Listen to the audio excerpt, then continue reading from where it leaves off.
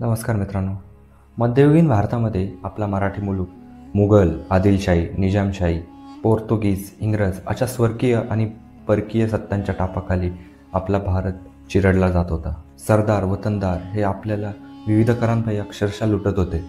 कोणतीही स्वारी यायची आणि राबत शेतातील चितळाभर मेहनत करून घेतलेली जमीन तुडवून जायची.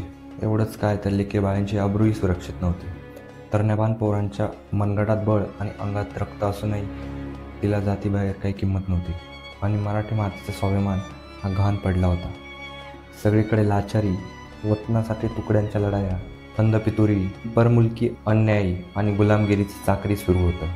काय होतं या निष्ठुर काळाच्या पोटात काही समजत नव्हतं. सह्याद्रीच्या कऱ्याकपाऱ्या दूर खोऱ्यांमध्ये काळाकुट्ट अंधार पसरलेला होता. फक्त आणि फक्त काळाकुट्ट अंधार. आणि याच अंधाराला चिरत 19 फेब्रुवारी 1630 रोजी शिवनेरीवर शहाजीराजे भोसले आणि जिजाऊंच्या पोटी सह्याद्रीचा शिवसूर्य शिवबा हा जन्मला. या जन्मलेल्या बाळकाचं रडणं आदिलशाही, निजामशाही यांच्या हस्ताची चाहूल होती. यांच्या अन्यायात भरड झालेल्या मराठी मातेला स्वाभिमान व स्फूर्तीचा जिवंत झराच गवसला होता. सह्याद्रीच्या क्षितिजावर रयतेच्या राजाचा अरुणोदय झाला होता. शिवबाच्या मनात स्वराज्य निर्मितीची संकल्पना प्रेरणा रुजवली ती पराक्रमी शहाजीराजे आणि जिजाऊ आऊसाहेबांनी. परंतु मर्यादित साधन सामग्री आणि छोटीशी जहांगिरी असताना वतनासाठी आपापल्यात जुंपलेल्या मावळ्यांना स्वराज्याची संकल्पना पेरणं काही सोपी गोष्ट नव्हती. पण हे स्वराज्य स्थापनेचं शिवधनुष्य शिवरायांनी हाती घेतलं आणि ते पेललंसुद्धा. आजवर आपण शिवाजी महाराजांचा इतिहास म्हटलं की अफजलखानाचा वध, शाहिस्तेखानाची तोडलेली बोटे, आग्र्याहून सुटका हेच ऐकलंय. सामान्य माणसाला आणि विशेषतः नव्या पिढीला छत्रपती शिवाजी महाराजांचं शौर्य, धैर्य या पलीकडे त्यांनी हे स्वराज्य कसं उभं केलं ते कसं समजणार. म्हणूनच मी मयूर दुर्वे आज तुम्हाला छत्रपती शिवाजी महाराजांच्या अपरिक्षित पैलूंवर प्रकाश टाकणारा अपरिक्षित पैलूंवरची मालिका सुरू करतोय. आणि आजच्या या भागामध्ये आपण पाहणार आहोत छत्रपती शिवाजी महाराजांचं व्यवस्थापन कौशल्य म्हणजेच मॅनेजमेंट स्किल. मित्रांनो, हिंदवी स्वराज्याचे संस्थापक श्री छत्रपती शिवाजी महाराज यांची जयंती जसजशी येते तसतशी शिवप्रेमींना त्यांच्या शिवजयंतीची चाहूल लागते. त्यामध्ये लहान मुलांपासून तर वृद्धांपर्यंत सर्व झटत असतात. एक सोहळा पार पडण्यासाठी किती खर्च पडतो यावरूनच आपण विचार करू शकतो की स्वराज्य स्थापनेची शपथ घेतल्यानंतर शिवरायांनी लढलेल्या शेकडो मोहिमा, आरमारांची व किल्ल्यांची बांधणी व उभारणी यासाठी किती खर्च झाला असेल, किती मनुष्यबळ लागलं असेल. एक लढाई जिंकण्यासाठी आणि गनिमी काव्यासारख्या अचूक तंत्राचा वापर करण्यासाठी काय पद्धतीचं नियोजन केलं असेल याचा आपण कधी विचार केला आहे का? आणि हा विचार ज्यावेळी आपल्या मनामध्ये येतो त्यावेळी छत्रपती शिवाजी महाराजांचं नियोजन आणि व्यवस्थापन कौशल्य समजून घेणं हे गरजेचं ठरतं. त्यामुळे छत्रपती शिवाजी महाराज हे हिंदवी स्वराज्य निर्माण करण्यात यशस्वी झाले. आजच्या आधुनिक व्यवस्थापन शास्त्रामध्ये विद्यार्थ्यांना प्लॅनिंग म्हणजेच योजना करणे, ऑर्गनायझिंग म्हणजे लोकांना संघटित करणे, एकत्रित करणे, स्टाफिंग म्हणजे प्रत्येक कामासाठी योग्य माणूस आणि माणसासाठी योग्य काम, प्लॅनिंग म्हणजे योग्य नियोजन, कोऑर्डिनेशन म्हणजे कामातील सुसूत्रता, डायरेक्शन म्हणजे दिननिर्देशन, कंट्रोलिंग म्हणजे नियंत्रण, मोटिवेशन म्हणजे कार्य करण्यास आवश्यक ती प्रेरणा आणि रिझल्ट ओरिएंटेशन म्हणजे कार्याचा अनुकूल परिणाम प्राप्त करणे. अशा अनेक गोष्टी शिकवल्या जातात. मंडळी, छत्रपती शिवाजी महाराजांनी संपूर्ण कारकिर्दीत व्यवस्थापन कौशल्याचा म्हणजेच मॅनेजमेंट स्किलचा क्षणोक्षणी वापर केल्याचं आपल्याला दिसून येतं. मर्यादित साधनसामग्रीमध्ये अधिक यश कसं मिळवावं या छत्रपती शिवाजी महाराजांच्या कौशल्याचा आजही दाखला दिला जातो. छत्रपती शिवाजी महाराज हे केवळ कुशल योद्धे आणि रणनीतिकारच नव्हते तर ते कुशल व्यवस्थापकही होते. त्यांच्या या व्यवस्थापन कौशल्यामुळेच त्यांनी प्रगतिशील स्वराज्याची स्थापना केली. स्वराज्यासाठी जीवाला जीव देणाऱ्या मावळ्यांचं संघटन, आपलं सैन्यदल कमी असताना आखलेली गनिमी काव्याची युद्धनीती, मावळ्यांच्या अंगी असलेल्या कौशल्य ओळखून केलेली सैन्यनीती, शत्रूच्या गोटातील आणि प्रजेतील माहिती काढण्यासाठी निर्माण केलेले हेर खाते, दुर्गम डोंगर कड्यांवरील गडकिल्ल्यांची निर्मिती व भविष्यात शत्रू हा समुद्रमार्गे येणार ही दूरदृष्टी असल्याने केलेली समुद्रामध्ये आरमारं आणि दुर्गव्यवस्था व त्यांची उभारणी आणि परिस्थिती विरोधात असलेली केलेली पुरंदरसारखे तह अशा काही पैलूंमुळे छत्रपती शिवाजी महाराज आदर्श गुरु ठरतात. शिवाजी महाराजांच्या स्वराज्य स्थापनेसाठी केलेल्या सर्व लढाया कौशल्य व्यवस्थापनाचं उत्तम उदाहरण आहेत. हवामानशास्त्र, भौगोलिक व प्रादेशिक परिस्थितीचा अभ्यास करून केलेल्या लढाया ही महाराजांची समयसूचकता हे सुयोग्य व्यवस्थापनाचं अतिशय उत्तम आणि उच्च उदाहरण आहे. आता आपण छत्रपती शिवाजी महाराजांची दूरदृष्टी दाखवणारी आणि व्यवस्थापन कौशल्य दाखवणारी काही उदाहरणं बघूया. त्यापैकी नंबर 1ला आहे कुशाग्र रणनीती आणि नियोजन. मित्रांनो, छत्रपती शिवाजी महाराजांनी प्लॅनिंग म्हणजेच रणनीती आणि कुशाग्र नियोजनाला खूप महत्त्व दिलं. प्रत्येक लढाईचं काळजीपूर्वक नियोजन करून योग्य रणनीती आखणं हे त्यांच्या यशाचं रहस्य होतं. गनिमी कावाची रणनीती ही आजच्या आधुनिक व्यवस्थापन शास्त्रातील ऑर्गनायझिंग, प्लॅनिंग, डिरेक्टिंग, कंट्रोलिंग या चतुसूत्रीचा उत्तम नमुनाच होता. शत्रूची कमकुवत बाजू ओळखून त्यावर हल्ला करणं, गनिमी काव्याचा वापर करणं हे त्यांचं युद्ध कौशल्याचं उत्तम उदाहरण आहे. गडकिल्ल्यांचा वापर ते सुरक्षित स्थान म्हणून करायचे. गडकिल्ले बांधणारा तेथील भौगोलिक परिस्थिती, हा किल्ला बांधून होणारा फायदा याचा अभ्यास करूनच ते किल्ले बांधायचे. रायगडावरून हिरकणी खाली उतरल्यानंतर महाराजांना तो कडा चांगलाच तासून घेतला होता, जेणेकरून शत्रू त्या बाजूने गडावर येऊ नये. अशा पद्धतीने महाराजांना गडकिल्ल्यांच्या डागडोजीची व्यवस्था अतिशय चोख केली होती. परकीय शत्रू हा समुद्रमार्गे येऊ शकतो म्हणून त्यांनी समुद्रामध्ये विजयदुर्ग, सिंधुदुर्ग, पद्मदुर्ग यासारखे सागरी किल्ले आणि शक्तिशाली आरमारांची उभारणी करून स्वराज्याला सागरी हल्ल्यापासून सुरक्षित केला. दुसरं उदाहरण आहे ते म्हणजे मावळ्यांचे अखंड प्रेरणास्थान.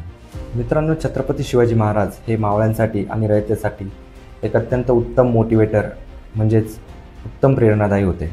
ज्यावेळी छत्रपती शिवाजी महाराजांचा बेमोड करण्यासाठी विजापूरचे आदिलशहानं अफजलखान नावाचा धूर्त पराक्रमी सरदाराला पाठवलं होतं, त्यावेळी महाराजांना गावातील वतनदार सरदार देशमुख देशपांड्यांना स्वराज्यासाठी लढण्याचं आव्हान केलेलं होतं.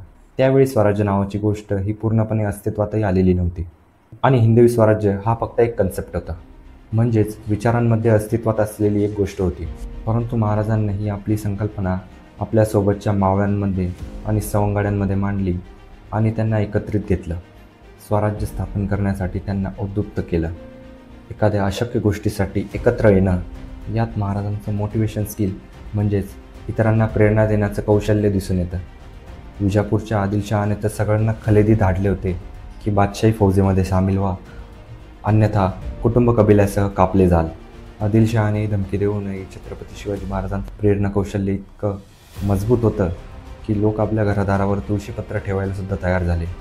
कोणाकडे 500ची फौज तर कोणाकडे 1000ची फौज.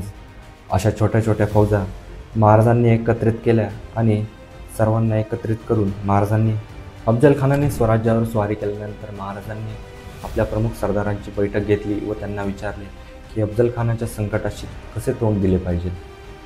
आणि त्यावेळी अफजलखानाची बलाढ्य सैन्य आणि ताकद पाहता त्यांना अनेक सरदारांनी सांगितले की आपण अफजलखानाची लढाई करू शकत नाही, आपण त्याच्याशी तह केला पाहिजे. महाराजांनी सर्वांचे बोलणे ऐकून घेतले आणि ते ऐकून घेतल्यावर त्यांनी अंतिम निर्णय दिला आणि तो म्हणजे तह केल्याने जीव जाईल तर लढल्याने विजयाची शक्यता आहे. आणि याला म्हणतात लिडरशिप क्वालिटी किंवा नेतृत्व क्षमता.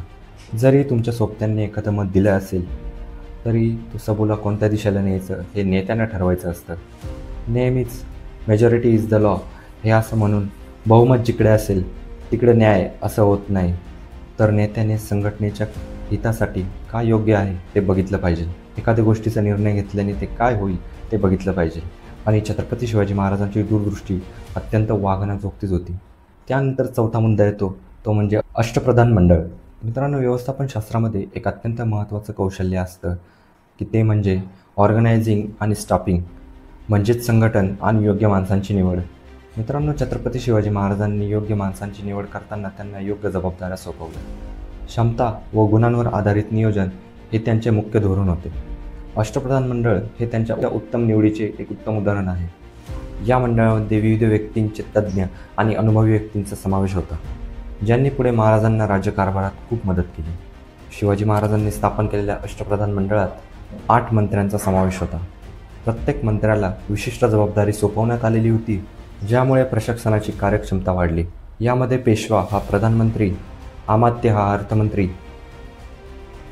सचिव हा सचिवालय प्रमुख, मंत्री हा आंतरिक व्यवहार प्रमुख, सरसेनापती हा सैन्य प्रमुख, श्रीमंत हा परराष्ट्र व्यवहार प्रमुख, न्यायाधीश हा न्यायव्यवस्था प्रमुख, पंडितराव हा धार्मिक व सांस्कृतिक विषयांचा समावेशक होता. शिवरायांनी मावळ्यांची निवड करताना त्यांचे धैर्य, शौर्य, देशाप्रतीचं प्रेम याला खूप महत्त्व दिलं. मावळ्यांना उत्तम प्रशिक्षण देऊन त्यांना उत्तम सैनिक बनवलं. यानंतर 5वं उदाहरण आहे ते म्हणजे आर्थिक व्यवस्थापन. मित्रांनो, आजच्या व्यवस्थापन शास्त्रामध्ये रिसोर्स आणि कॅपॅसिटी बिल्डिंगला खूप महत्त्व दिलं जातं आणि छत्रपती शिवाजी महाराजांनी देखील राज्याची आर्थिक परिस्थिती सुधारण्यासाठी अनेक पावले उचलली होती. त्यांनी शेतकऱ्यांना मदत करणारे कायदे केले आणि व्यापाराला प्रोत्साहन दिलं. शिवाय शिवराई नावाची चलन व्यवस्था निर्माण केली. छत्रपती शिवाजी महाराजांनी 1674ला टांगसाईत हे शिवराय नावाचे तयार केलेले नाणे तांब्याचे होते. शिवराई हे नाणे स्वराज्यात अत्यंत लोकप्रिय झाले होते. 1674 पासून तर 19व्या शतकापर्यंत शिवराई नाणे हे चलनामध्ये राहिले. अशा उपक्रमांद्वारे शिवरायांनी अर्थव्यवस्था ही मजबूत केलेली होती. यानंतर पुढचं उदाहरण येतं ते म्हणजे शिवरायांची न्यायव्यवस्था. मित्रांनो, कोणत्याही राज्याच्या प्रगतीसाठी लॉ अँड ऑर्डर म्हणजे कायदा आणि सुव्यवस्था हे संपादित करणं अत्यंत महत्त्वाचं असतं. महाराजांनी राज्यात न्यायव्यवस्थेची सुधारणा करून प्रजेला न्याय मिळवून देण्याचा अत्यंत नियोजनबद्ध प्रयत्न केला. त्यामध्ये न्याय व्यवस्थापन करणं, योग्य न्यायाधीशांची निवड करणं, कायदे आणि नियम बनवणं अशा उपक्रमांद्वारे न्यायव्यवस्था त्यांनी मजबूत केली. शिवरायांची राज्यकारभार पद्धती, त्यांनी घेतलेले निर्णय, जनतेतील जागरूकता, स्त्रियांवर होणाऱ्या अन्यायांच्या विरोधात कठोर शिक्षा व न्यायविषयक तत्परता याचे दाखले आजही आपल्याला दिले जातात. व्यवस्थापन शासनात एक महत्त्वाचा नियम असतो की नेतृत्वावर इतरांना लादलेले नियम हे कधीही स्वतः मोडायचे नसतात. देहाप्रती असलेली बांधिलकी कधी सोडायची नसते. छत्रपती शिवाजी महाराजांनी उभ्या आयुष्यात शिस्त आणि संयम हा कधीच सोडला नाही. छत्रपती शिवाजी महाराजांनी स्वराज्य निर्मितीसोबत असलेली बांधिलकी ही शेवटच्या श्वासापर्यंत जपली. रयतेच्या कल्याणासाठी महाराज हे एका श्रीमंत योगाच्या भूमिकेमध्ये आयुष्यभर कार्यरत राहिले. छत्रपती शिवाजी महाराजांचा एक एक गुण हा आपल्याला यशस्वी मानवी जीवनाचं व्यवस्थापन कसं असावं हेच शिकवतो. छत्रपती शिवाजी महाराज हे लोकोत्तर युगपुरुष होतेच, त्याचबरोबर ते एक कुशल व्यवस्थापकही होते. म्हणूनच त्यांनी एक साम्राज्यच नव्हे तर बलशाली, समृद्ध, संघटित आणि न्यायपूर्वक व लोककल्याणकारी स्वराज्य निर्माण केलं. छत्रपती शिवाजी महाराजांची कोणती व्यवस्थापन कौशल्य हे तुम्हाला माहिती आहे ते मला कमेंटमध्ये नक्की सांगा. जय श्रीराम.